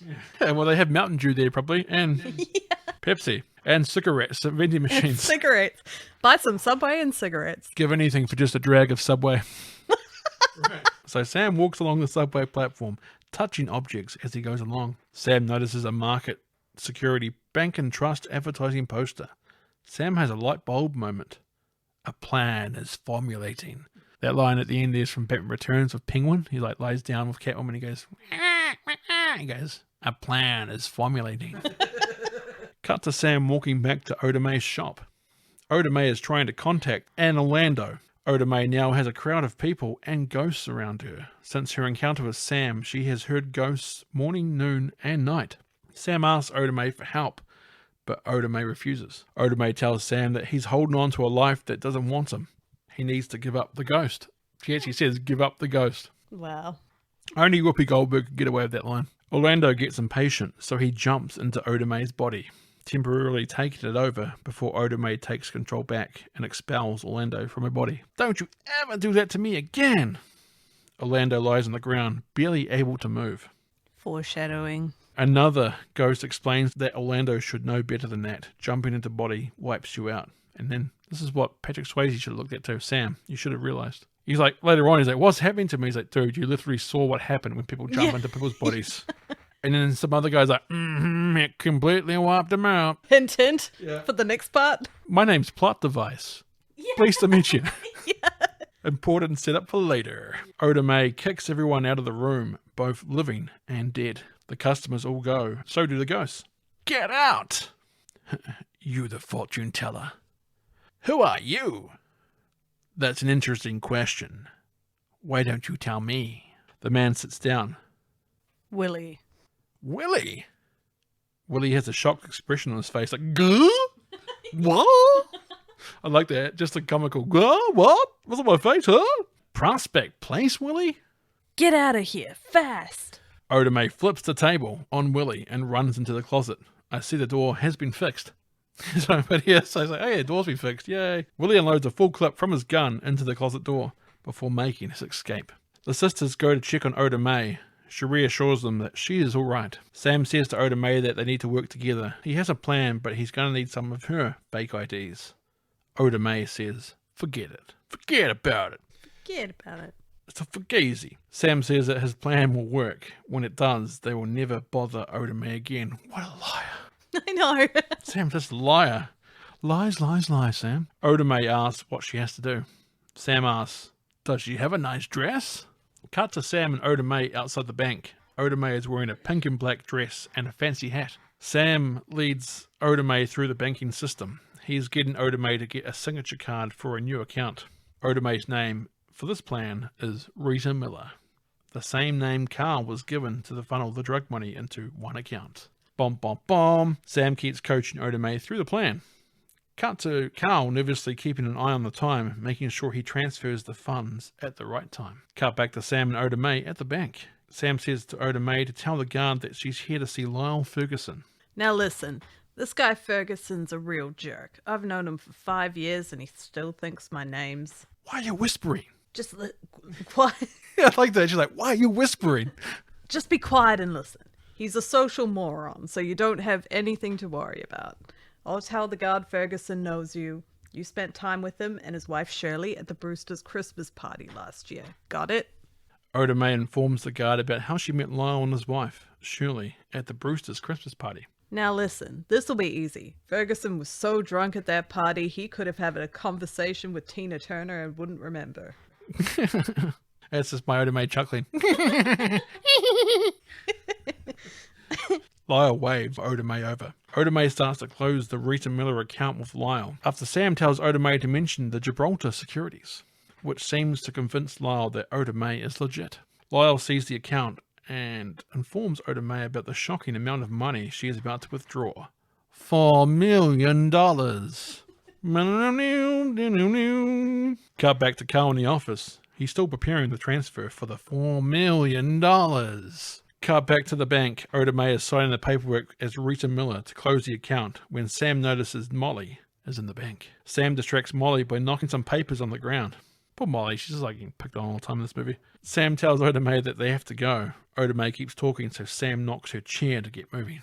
Oda Mae asks Sam why he's rushing her as Molly looks up and sees Oda Mae. Oda Mae gets to the elevator just before Molly can approach her. Molly then asks Lyle why Oda Mae was at the bank.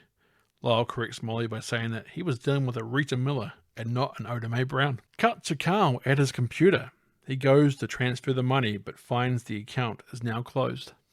Carl starts to freak out. He thinks someone might be screwing with the computers. Oh, poor Carl. Poor Carl. Poor Carl. Nothing goes right for that man. Cut to Sam and Oda Mae out in the street. Oda Mae starts dreaming about what she's going to do with the $4 million. Sam informs Oda Mae that sadly she does not get to keep the money and forces her to give it to a nun on the street doing the charity collection. It's too dangerous for Oda Mae to keep the money, as the drug dealers will come after it. After a tug of war with the check, Oda Mae gives the check over to a nun. The nun almost faints when she sees the amount. Oh my lord! Yes, your lord indeed. What a kind gesture by Oda Mae. A real sister act. Oh no! There you go. Had to throw it in there somewhere. Had to. Yeah, Oda Mae storms off saying for Sam to leave her alone. Cut to Carl alone in the office on his computer trying to figure out what happened to the money. While Carl gets more and more frustrated, Sam taunts him while sitting on a chair behind him. Carl can't hear Sam's taunts, however, because Alice, Sam, is a ghost. No. No way. Yeah. Insane. Just going to break that to you. Yeah. Go ahead, search. You'll never find it. They're gonna kill you, Carl. You and Willie. You're gonna be fertilizer. Sam sounds pretty evil in this part. Yeah, he does. They're gonna bury you right next to Jimmy Hoffa. Sam then pushes his chair across the room, which spooks Carl. Carl turns off his computer screen and walks away from his desk, but somehow the computer screen turns back on. The word murderer is typed up on the screen. In case you couldn't hear it in my wispy voice, I said murderer. Who's doing that? Who's doing that? AI. Well, actually, have you seen our new smart computers that will just turn back on when you turn them off? It's called the annoyance feature. Yeah. You must have said, hey, Siri. I'm sorry, but you wanted to shut down because I'm just going to make sure you really wanted to shut down. Yes, I've pressed it 4 times now. I do want to shut down. The word Sam pops up in the computer. The name Sam then starts to fill up the whole screen. He's a fast typer. Sam. I'm thinking somehow, like in those old computers, it must be a way to just duplicate the same word. Yeah. Because it happens and it just goes bang, bang, bang, bang, bang. And you don't see the typing anymore. It reminds me of the scene from The Shining. You know, with the typewriter. Oh, yeah. With Jack Nicholson. All work and no play. Yeah, it's Like just Jack over and Doublewood. over and over again. Yeah. Reminds me of the TV show called Ghost Rider back in the day, where Ghost Rider. these kids used to go around and like solve mysteries, and these words would float in the air, and it was Ghost Rider. Not the guy with the skull flame. That's Ghost Rider. Oh, yeah, I was about to say. I was thinking of Nicolas Cage. No, this is Ghost Writer. This is Oh, writer. slightly different. Not quite as terrifying. Carl throws the computer on the ground. Cut to Molly's loft. There is a knocking at the door. Molly opens the door and Carl comes in with Sam following. Molly asks where Carl was, as they were supposed to meet for dinner. Carl said he forgot, as he had a little trouble at the bank. Carl starts asking Molly about her experiences with Sam in ghost form. Carl starts getting rather forceful with Molly, holding her wrists rather tightly. Molly says that it doesn't matter, as it wasn't real. But we all know that Carl knows it's real. Molly wants to know why Carl was so freaked. She asks Carl if this has anything to do with Oda Mae being at the bank that day. This gets Carl's attention. The bank? Yeah, Ferguson said she closed an account. Her name isn't even Oda Mae Brown, it's Rita Miller or something. Way to give all the info to the bad guy, Molly. This movie might have ended here if you hadn't. Carl, are you alright? It's just my stomach. Do you have any, like, some Pepto-Bismol or something? Cyanide. Jesus. He's just vengefully murderous all of a sudden, Sam. Yeah. Yeah, it's upstairs. Why don't you sit down and I'll get it. Molly goes upstairs. Sam starts jabbing at Carl. What's wrong? Does little Carl have a tummy ache? What are you doing to me? What are you doing to me? Master Potter! Master, what are you doing to me? Master, stop! Give me a sock. Master gave me a sock. Dobby is free. Sam continues to push Carl around. Now, do you believe in ghosts? Carl turns the gas oven on and grabs a tea towel. I'll set the place on fire. I swear to God. Sam slaps Carl in the face and turns the gas oven back off. Carl then grabs a large knife. I'll cut her throat. Oh, gee. It's like how this movie's just amped up to cartoon villain. Yeah, it is. Once you know that Willie and Carl are like evil together, he's like, I'm just going to be murderous in the open now. Yeah. But so is Sam. Yeah, Sam gets more and more evil as the movie progresses as well. No one mentions that, but he does. Yeah. Carl. I swear to God, I'll cut her throat. Molly starts heading back down the stairs. I need that money and I want it tonight at 11 o'clock. If that psychic lady does not bring it here, Molly is dead, okay? Carl, who are you talking to? Carl drops the knife and turns to Molly. Nothing. Now, Molly, listen to me. I have to go, okay? Why? I can't explain this now, but there's a problem, okay? Something going on at the bank. Carl, you're really scaring me. I'm sorry, Mole. Look, I don't have time. They do say that in this, but yeah. I don't have time to talk now, but I'll come back at 11 o'clock. Why? Why not now? Molly, I can't talk now. Molly, look, I'll come back. What do you say, like 11 o'clock, okay? I'm sorry to do this to you, Molly, but it's really important. I gotta go, okay? 11. Oda May! Cut to Oda May and her sisters watching TV at their apartment. Sam shows up at Oda May's place. Oda May. Sam? Oda May, we're in trouble. They want the check and they're coming for you. So you gotta get out of here. What do you mean? They want the check? The check that you said they would never know about? Tires screech outside. That can only mean one thing. The bad guys have arrived. Are you sure, Sam? I mean, it looks like a pretty rough neighborhood. Maybe some other bad guys are out there. Could be anyone. It's like a really rundown neighborhood. It's like, oh, tires screeching. That can only mean one thing. Yeah. Sam looks outside. Oops, no, it is Carl. Willie, I'm wrong. It was him in the Mustang GT.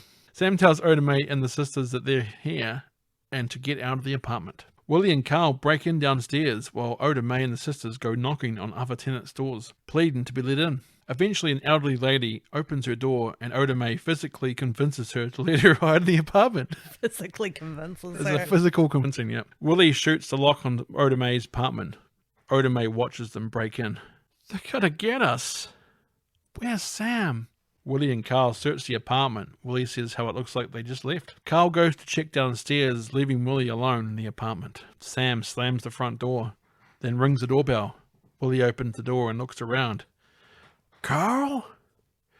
Willie goes back into the apartment. The front door slams shut once again. Objects start flying off the shelves and start hitting Willie. Willie moves through the apartment with things moving and flying all around him. It's actually quite a nice tracking shot. You see him going right through the house or through the hallway and stuff. Everything's just getting thrown at him. Yeah. Especially in the 90s. Pretty good. No computer graphics or anything. Willie ends up in the bathroom, trembling with fear. The hot water tap in the sink turns on, causing the mirror to get foggy with condensation. Willie gets pushed back and a message appears on the foggy mirror. Boo. It says boo. Boo. This is a ghost movie. Boo. Boo. That's what ghosts say. They can't say anything else. Willie shoots the mirror because everyone knows that's the secret to stopping ghosts. Shooting the mirror. Yeah. Willie runs out of the apartment and down the stairs. Willie blows past Carl and runs down the street. Sam continues to follow Willie.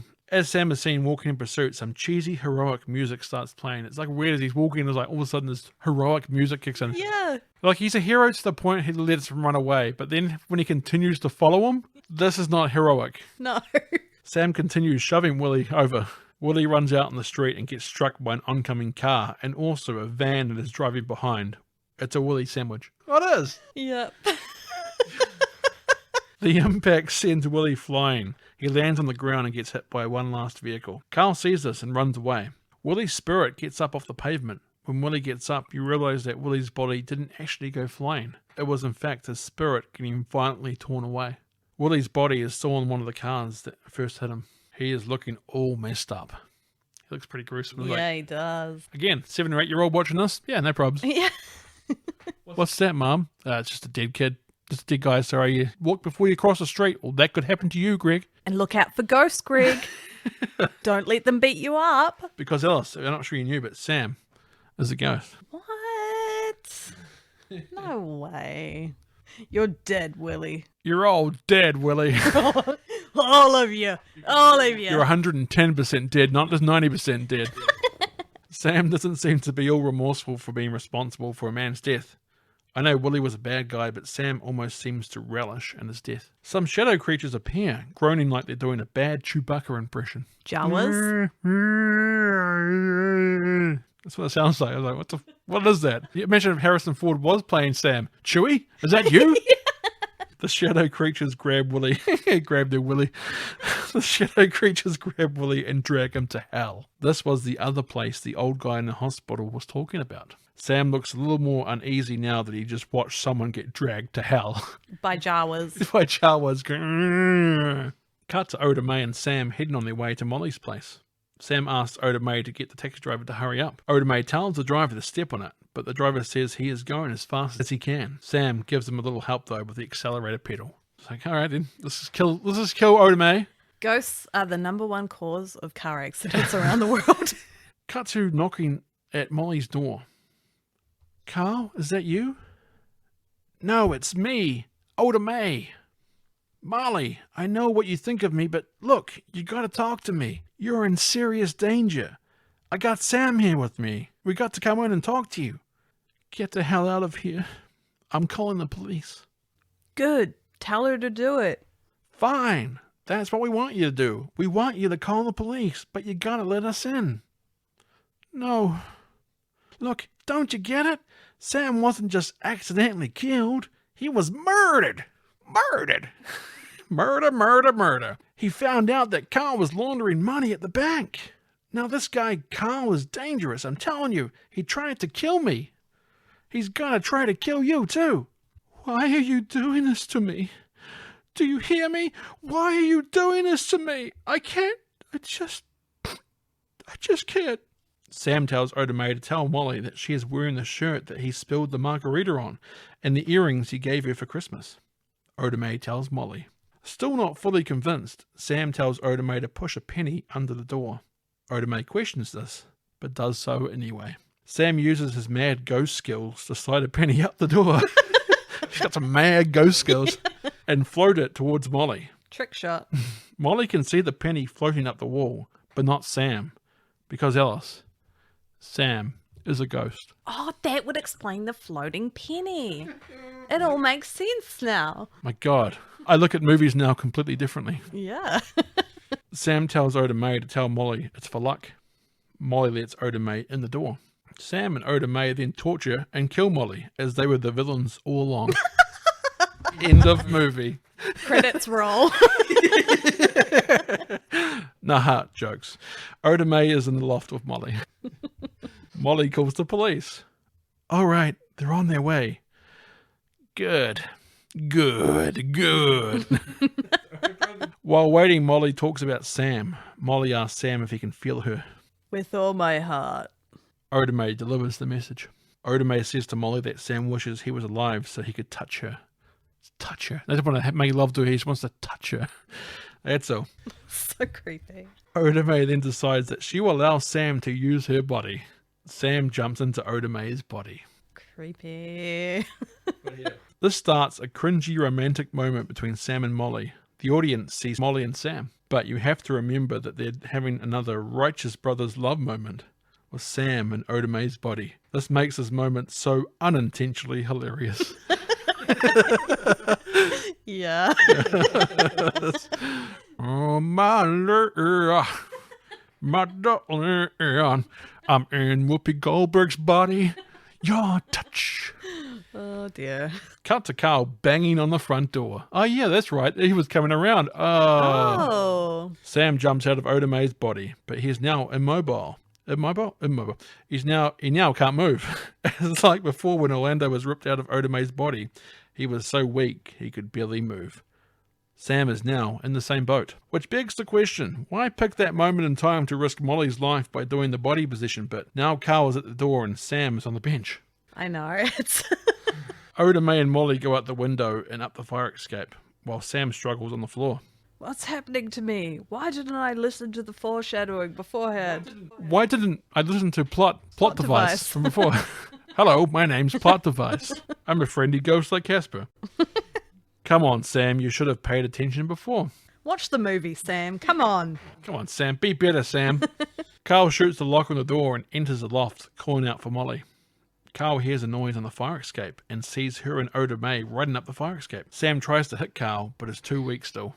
Oda Mae and Molly head up to an upstairs loft that is all messy and looks to be under construction. When they open the window to the room, they notice that the window will not stay open. It closes behind them, so it's got no spring in it. It just falls down again. Molly and Oda Mae can't access the door inside, so they decide to go up a rickety-looking ladder that is built into the wall that leads to the roof. Carl continues to chase them.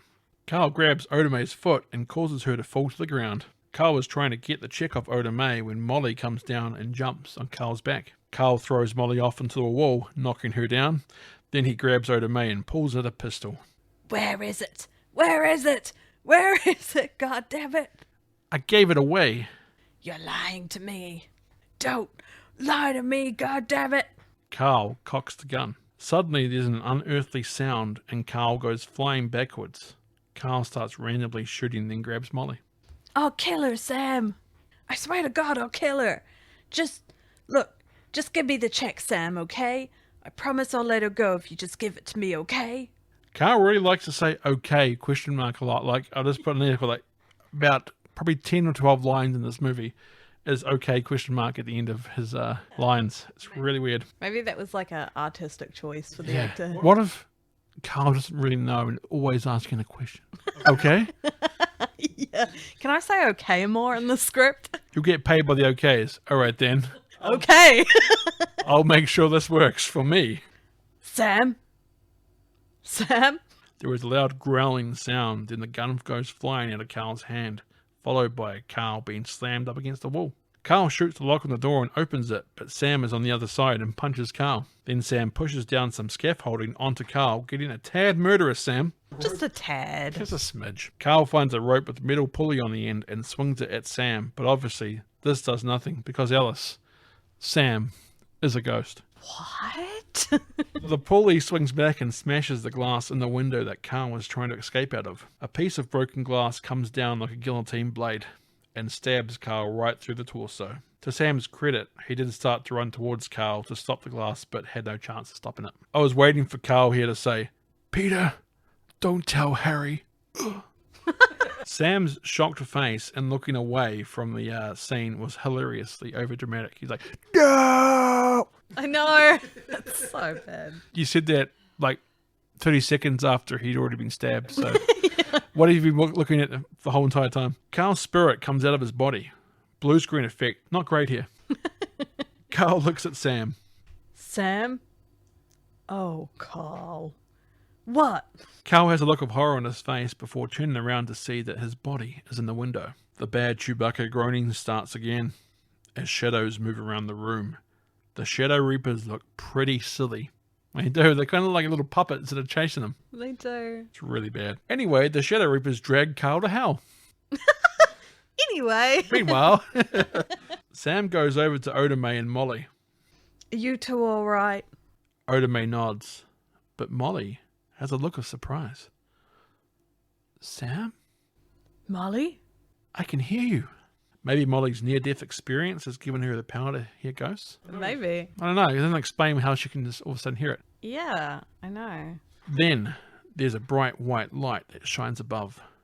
The light makes it so Molly and Oda May can see Sam. This instrumental version of the Righteous Brothers song from before is actually pretty good for the scene. This is one of the best songs apart from the Righteous Brothers. I quite like the Righteous Brothers song. It's silly and hokey and romantic, I guess. The version at the end here is actually really well done. It's like this instrumental violins, but it's kind of an undertone of the whole scene, which I really actually enjoy. Far better than that cheesy made-for-TV music stuff. Yeah, that's for sure. Oh, God. Sam and Molly, ghost kiss. Just weird. Just weird. Sam? They're waiting for you, Sam. Sam turns to Oda May. I'll miss you. Your mother would be proud. I'm going to miss you too, Sam. You're all right. Bye, Oda May. Bye, Sam. Sam turns back to Molly. I love you, Molly. I've always loved you. Ditto. It's amazing, Molly. The love inside, you take it with you. See ya. That's the script, by the way. That is literally what he said. I'm out of here. Bye. The last words he says to her is, see ya. And she goes, see ya. Demi Moore is really good at single tear acting. Seems like she can control which eye she shed the tear from, but she watching the whole movie, she like both her eyes like at different times can work.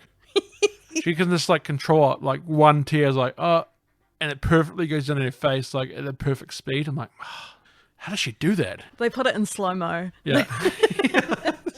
CGI'd. CGI'd tear. Sam walks into the light.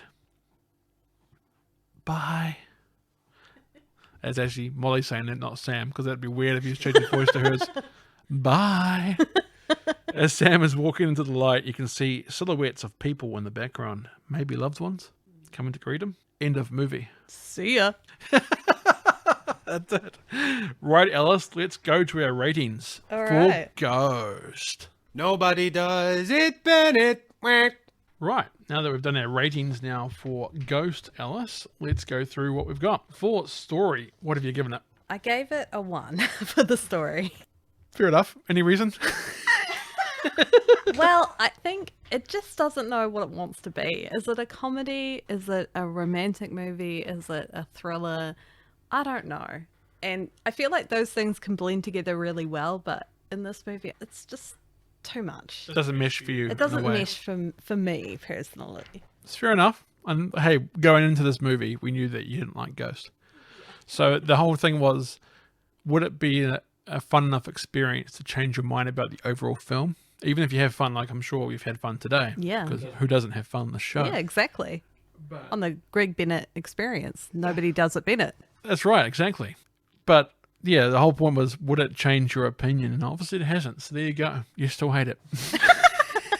I think there are aspects about it that I definitely like more watching it. Like, I appreciate Whoopi Goldberg. I think she's great in the movie. She's amazing and really funny. But just the overall story, It's not great. yeah. Fair enough. No, I've actually given it 3 out of 5. I've been a bit kinder. Mainly because the romance scenes are a bit silly.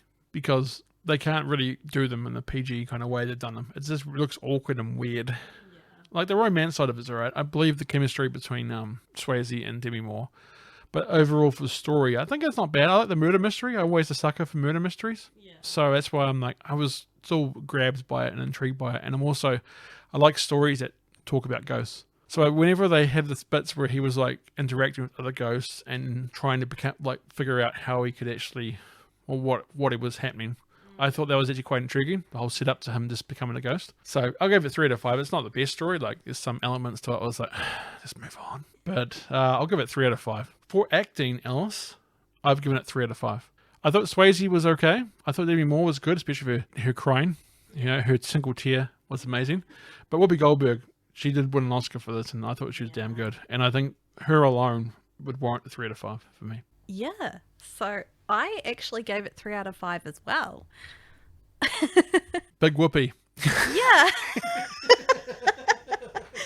Yeah, I thought the acting was okay. Even Swayze and Demi Moore, I think they did the best with what they had. Yeah.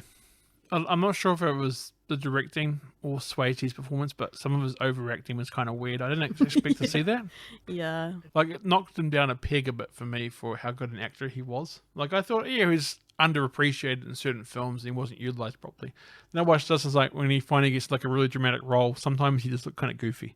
I think he was sort of typecast as sort of just this visual, nice thing for the ladies to look at. Yeah.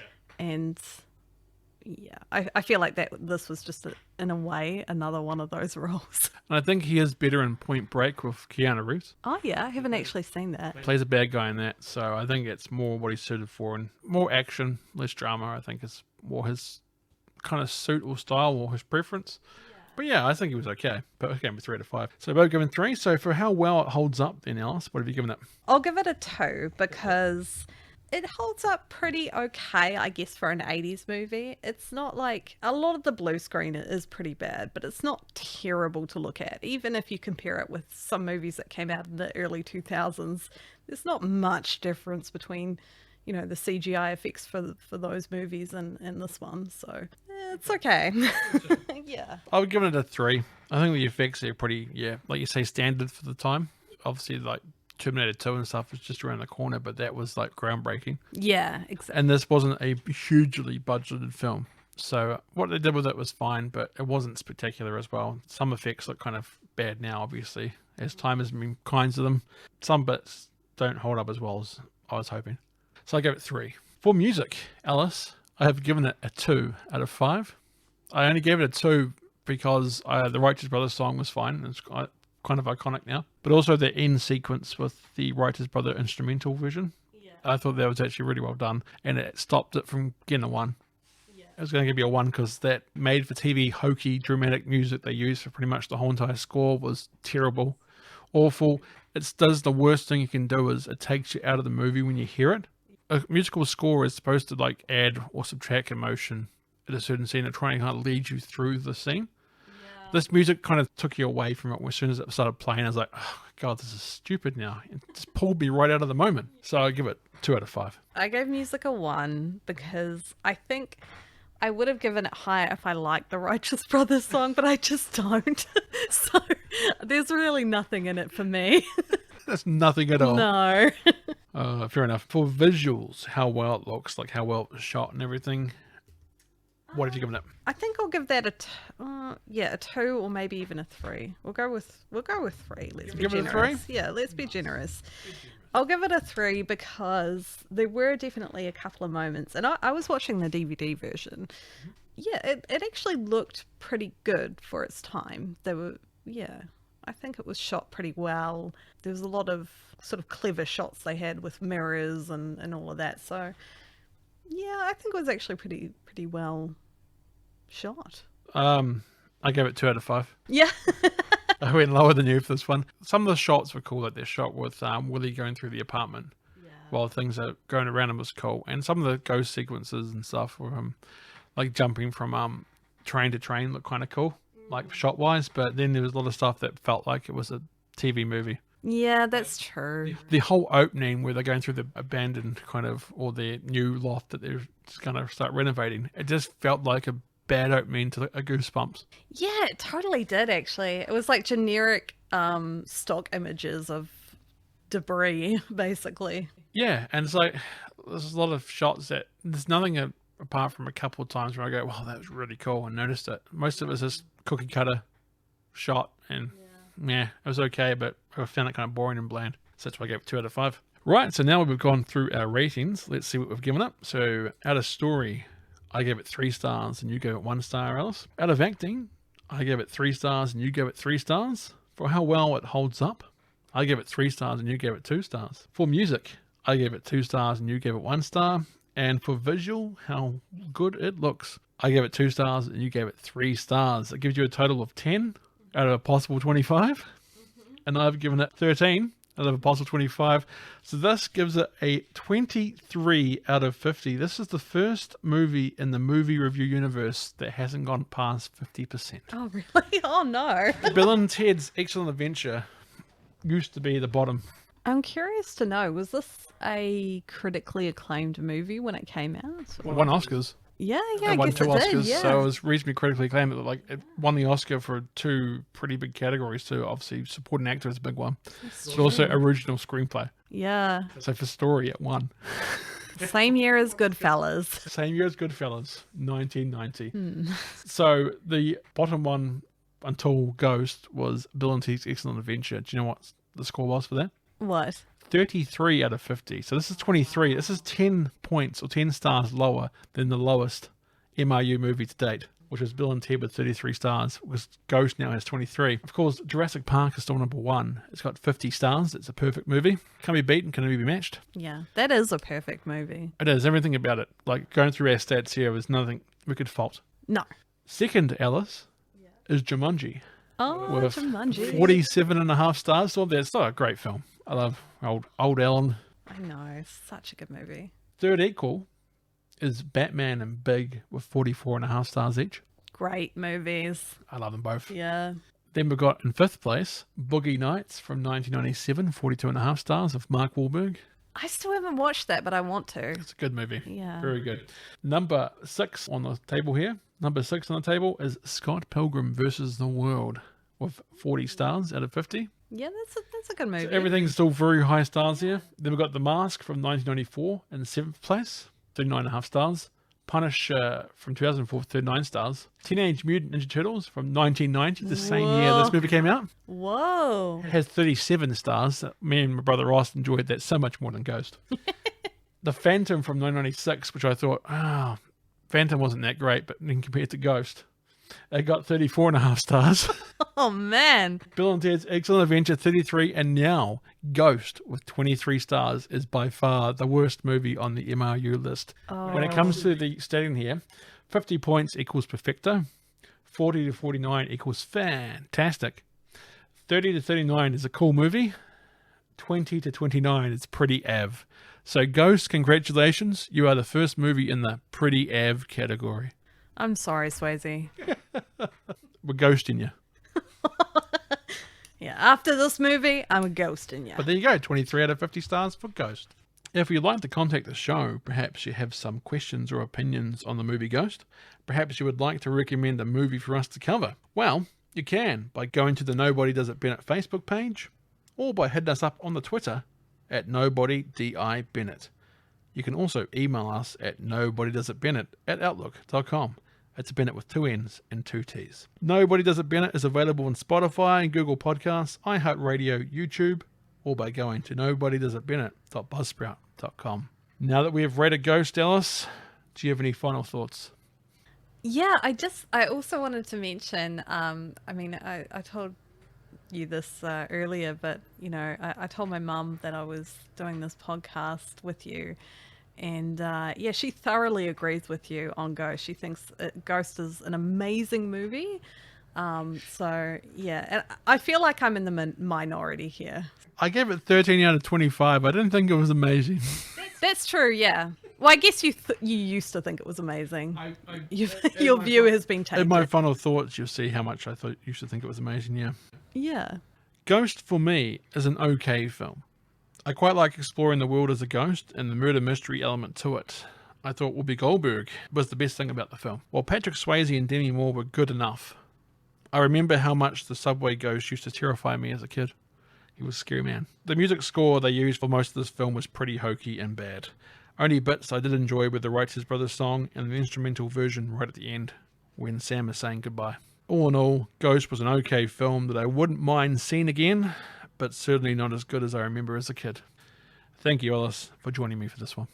That's all right. It was fun. I had a lot of fun. It was fun. It was. And we can't wait till we do another bad film one day. Yeah. What else are we going to in Swayze? We could do Roadhouse. We could do Roadhouse, yeah. Roadhouse. We could do Dirty Dancing, because I have some comments about that movie. I have some things to say. I have some things to say about that movie. Dirty Dancing. We could also do Point Break as well. It's coming up. Possibly, who knows? So thank you, Alice, for joining me. And thank you for listening. Remember, some others may do it better, but nobody does it Bennett. Take care. It's the end of the show, and now it's time to go. Don't be sad, just be glad that nobody